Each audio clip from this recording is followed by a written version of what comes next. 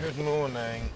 It's just gone 8, so we're going to start, preparing to get going. But obviously it's, we got to eat, we got to drink tea. We're not in any rush. So clearly it's going to take, a good 3 hours before we actually get going at least. So we're not going to rush. But I do think 8 o'clock we do need to start, preparing slowly,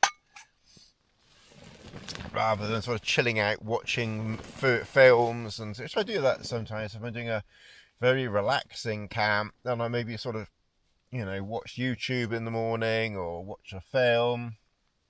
That's not to say I might not put something on when I'm in between doing things, but we'll see. But anyway, I just want to show you how we like this. Now obviously this is the MSR XGK. Obviously follow the instructions and do how they do it, for your own safety. This is how I do it. So you need to just make sure you've got a little bit of pressure in there. So not necessarily before every use, but it's usually a good idea to give it a couple of thrust pumps every couple of times or so that you use it, just to keep the pressure in there. Now I like to get quite close to it, but not too close. Maybe like about a foot away, 30 centimeters, so I can see ideally the little screw at the bottom.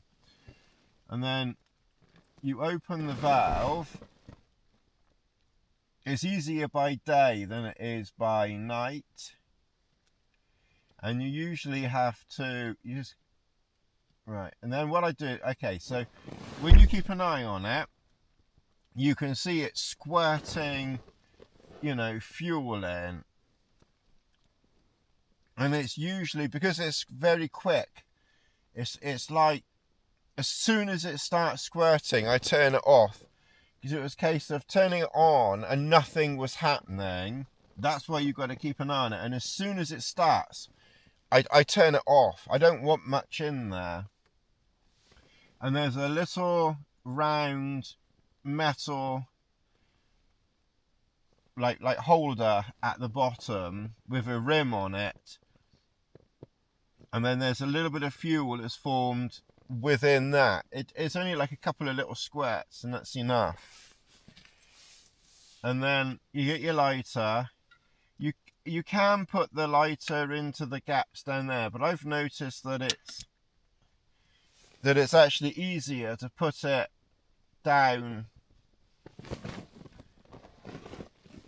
the top, as it were. And then what I like to do is, because I've only put a very small amount of fuel in at the very beginning, I like to open the valve for 1/millionth of a second and then close it. And I like to do that a couple of times and then not do it anymore. Because there's enough fuel in there, if you open it too much, it will flare. You don't need to put much in. You can see that it's now finding, for want of a better terminology, it's now finding the fuel that was already in there. You don't need much.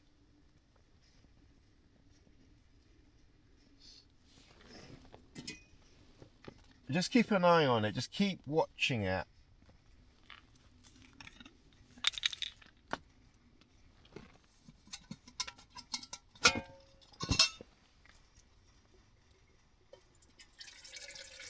Have your water prepared earlier. Don't do what I'm doing. Now you can see it's set. And now you can open the valve. You only need to open the valve like a fraction. You don't need to open it all the way. I mean, I literally open it just like a 1/10 of a turn, and that's it. And then obviously it's a good idea to, if you have some water, to put some water in first.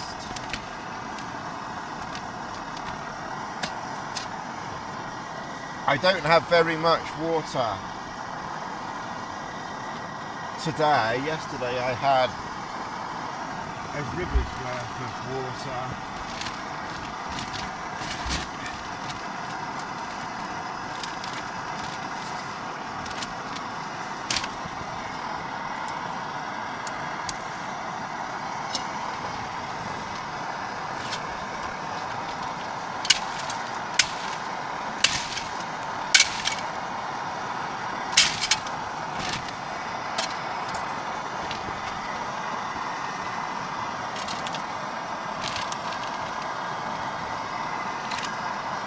Right.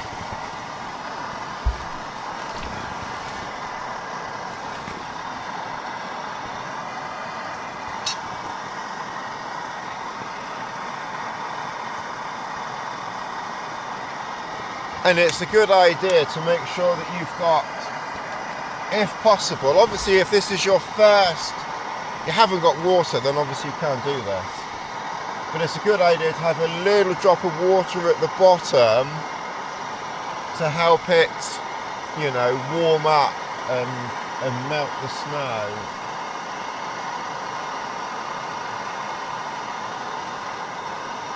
I think also if you don't have water, just put a very small amount in and try and break it down so that you can get some water at the bottom, and then you can pile the ice in. And then what I tend to do is I tend to let it melt the water but not warm it up as such. And then I'll put that melted water but not warm into my 2 water bottles. But I'll keep a little bit at the bottom, and then I'll do up some more, so I've got enough for some tea.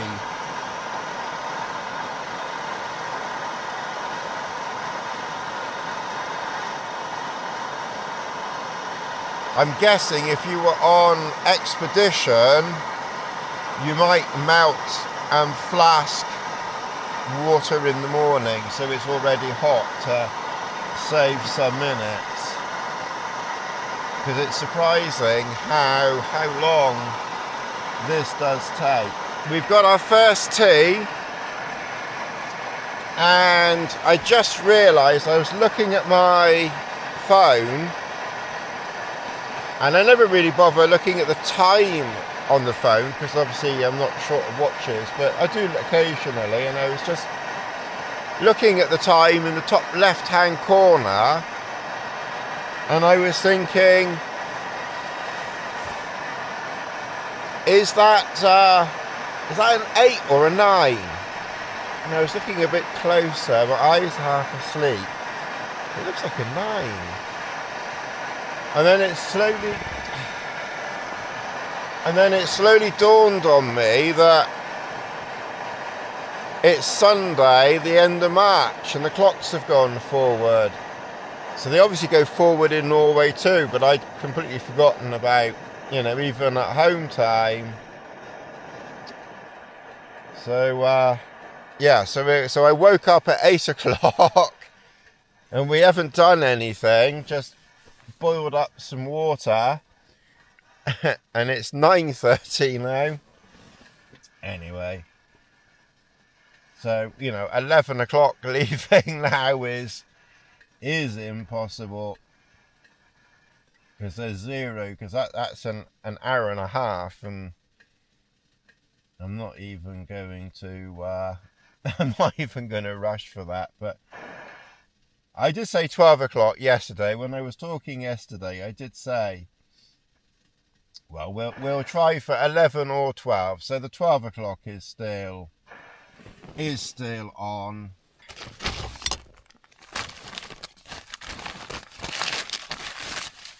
And also it doesn't go out straight away. Oh, yeah, I mean, I took too long, didn't I, talking? But you can actually turn it off and do something for a minute or two. You know, transfer water, sort food out, not talk to camera. And the flame will tick over, because obviously it's drawing fuel along the line. And that's why with this one, when you light it, you know, sorry, when you turn the valve on, it doesn't start squirting straight away, because obviously it's got to go down the line. It's got to go down the line around a loopy thing, and then so it does take a little while before it starts. It takes a little while before it starts squirting. But yes, when you turn it off, the flame still operates. It doesn't cut off immediately. So you've got like maybe 1 minute, and in that time you could transfer fuel, not fuel, transfer water, maybe into your cereal like I've done here, and then you've got your water boiling pot ready for more melting, because I need to get more. I'm going to want at least another couple more teas. I mean, to be fair, I don't need a huge amount. I want that full of water for the walk back, and I do want to have some in here, because it is about 3 kilometers, and it might be that I don't drink very much walking back, but let's get going. But when I was walking the first day, particularly the first day, more than yesterday, to be honest, I didn't really stop so much. But yesterday was more downhill, and I don't think it was quite so warm yesterday. But the first day when we went up the hill, I stopped several times, and I drank nearly all of that water in the first hour. Once I got the top, then I was kind of okay, and I never needed to get to that bottle.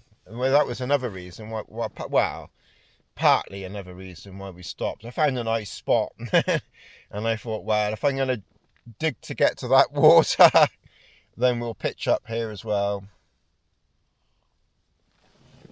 Well, that's my excuse, and I'm sticking with it.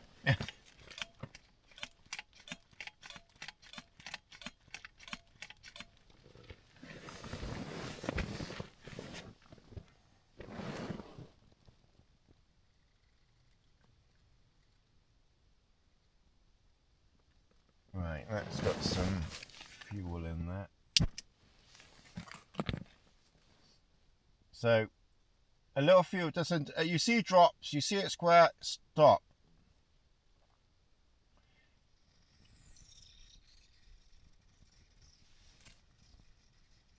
And then I turn it on and off. It's like,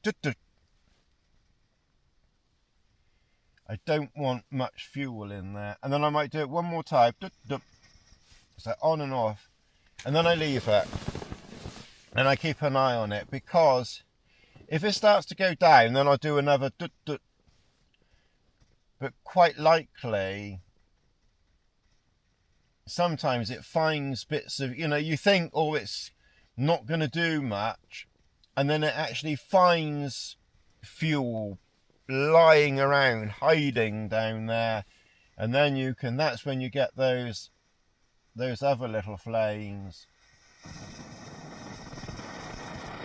And that's it, lit.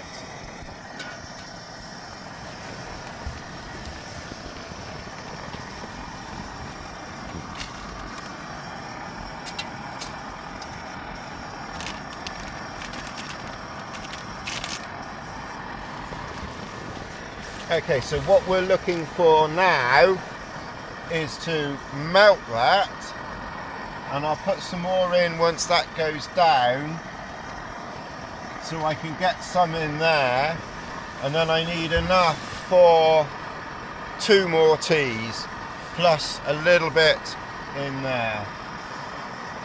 So I definitely want to have 2 more teas.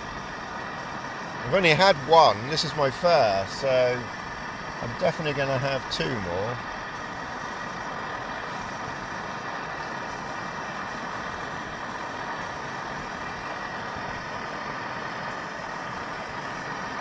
And when we get back, it'll be interesting to see how much fuel I've used and how much, you know, I've not used.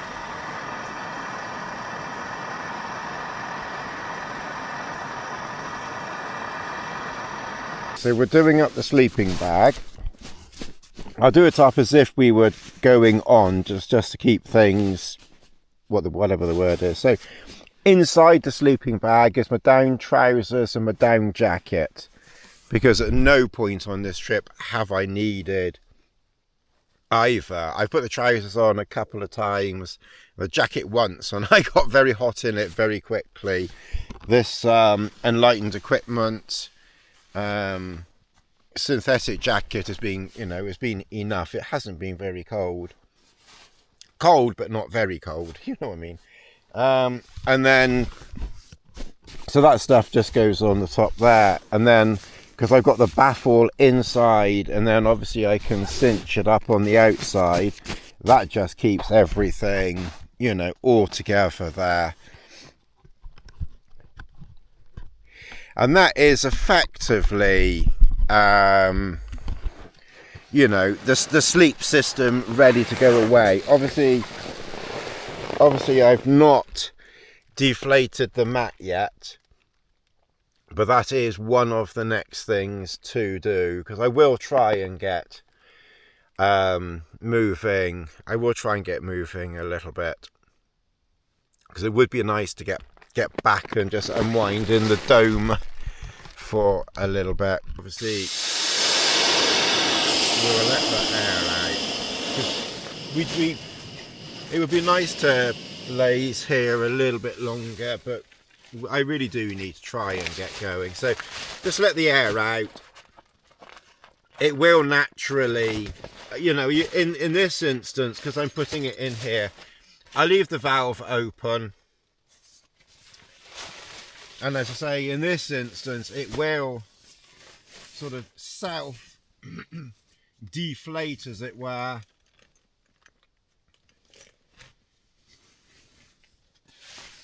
And then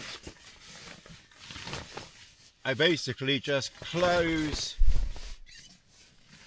the thing over it, and then obviously if you're going on to your next spot, you don't sleep with this. It's getting so warm that the snow is starting to get soft under me. So that is basically then the sleep system done. So you can put that out the door, out there. Is that your hands don't get cold. So what I'm going to do is I'm going to put my gloves, which I might need for outside shoveling, in my inside my jacket. If the weather was really, really poor, then obviously we could pack this in here and put the sleeping bag in here, but because it's, you know, it's not snowing or anything, then we can do it this way. We don't have to be too exact. But this is the pulk bag.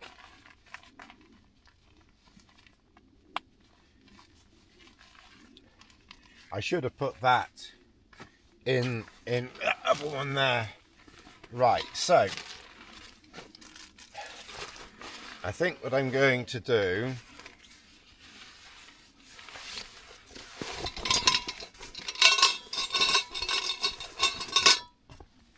is this bit of foam,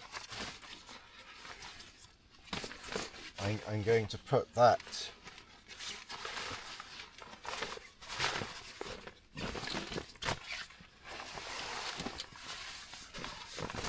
at the back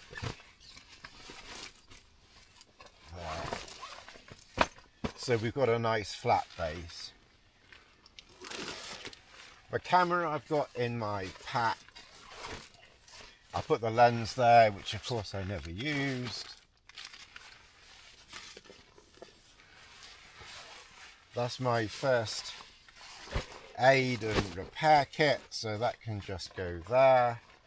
I put the solar panel, because obviously we're heading back now, so we don't need solaring. But that bag there, which I packed up last night, which has just got a load of stuff in, that can kind of go there. The solar panel can go there. The ski wax and such can go there. So this is the back. So the label goes at the back. You could put the label at the front if you so wanted. The duo mid, because it's very light, goes at the front. My waterproof trousers go there. So all the light stuff and my raincoat, which I brought and obviously didn't need. The pillow can go there. The duo mid ground sheet can go there. And then the poles can go there. That water bottle, because we've already done water for tea,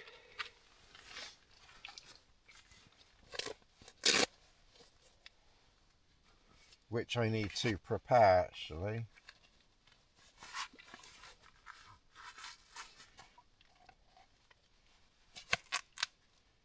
Can go in there. Okay, and that is most of it packed. You just got to remember, well, the only thing I haven't in I haven't put the stove board in, so this stuff in the middle will have to get altered. Yeah, I was forgetting the stove board.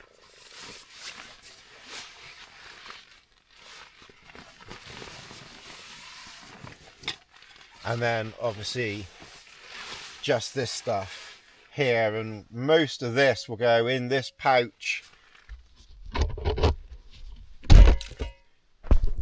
Most of this stuff here will go into this pouch here, or the food bag, or in my pocket.